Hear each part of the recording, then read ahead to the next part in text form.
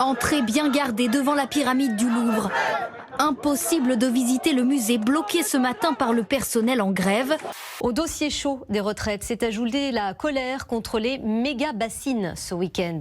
L'intervention de la police et de la gendarmerie, elle se fait toujours dans un contexte de violence, puisque pour intervenir... Donc il faut attendre qu'ils commencent à agir pour intervenir. En effet, parce que dans un état de droit, on ne peut interpeller les personnes, on n'est pas dans Minority Report.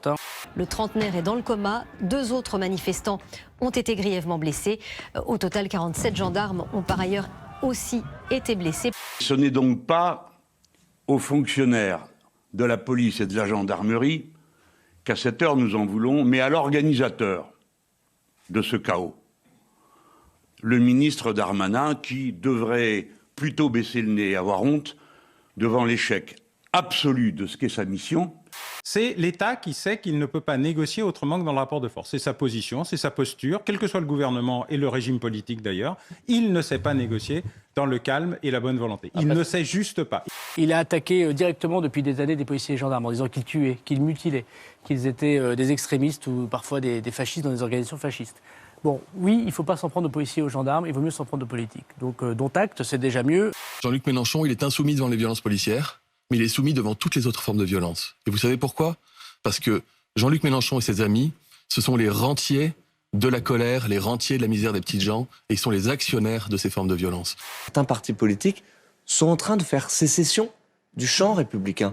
Quand Donc ils vous ne prennent pensez à la France Insoumise, mais plus largement, la NUPS, toute la NUPS ? Pas toute la NUPS, mais aux élus. Je vois d'ailleurs qu'au sein de la NUPS, il y a beaucoup de gêne, d'une certaine façon, par rapport à ces positions qui sont des positions ultra-radicales, de l'ultra-gauche. Même tonalité en Allemagne qu'en France. Méga grève aujourd'hui outre-Rhin, un mouvement unitaire des syndicats, c'est très rare dans le pays. Les transports sont paralysés. Dans un contexte d'inflation, l'objectif est de réclamer des hausses de salaire significatives. Cette image en Israël où une manifestation très très importante a rassemblé des dizaines de milliers de personnes hier soir à Tel Aviv ainsi qu'à Jérusalem pour protester contre l'une des réformes les plus radicales de l'histoire du pays qui vise à renforcer le pouvoir des élus sur les magistrats.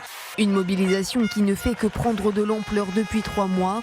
Hier soir, le patron de la police de Tel Aviv a même rejoint le mouvement, défilant aux côtés des manifestants avant d'être licencié dans la nuit. Avant-goût de la 10e journée de mobilisation contre la réforme des retraites.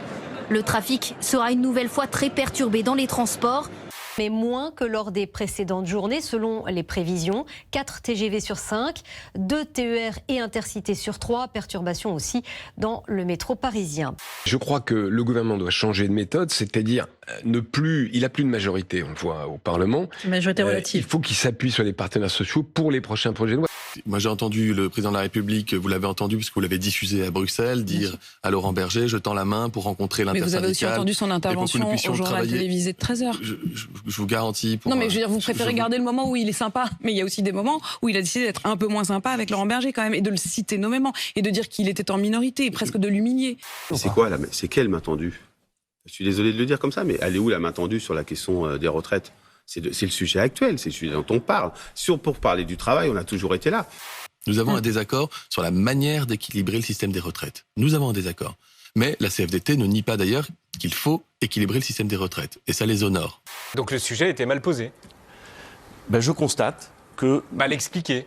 Je constate que depuis que je m'intéresse au sujet des retraites, c'est-à-dire il y a assez longtemps, bien avant que je fasse de la politique activement, on n'a jamais réussi à avoir un constat serein, posé, sur ce débat. Et rediscutons et du travail et des retraites, et en mettant de côté pour l'instant la réforme qui a été adoptée, je le rappelle, par 49.3, qui n'est pas validée, qui n'est pas par le Conseil constitutionnel et pas promulguée. Si c'est ces 2 sujets qui sont sur la table, on va discuter.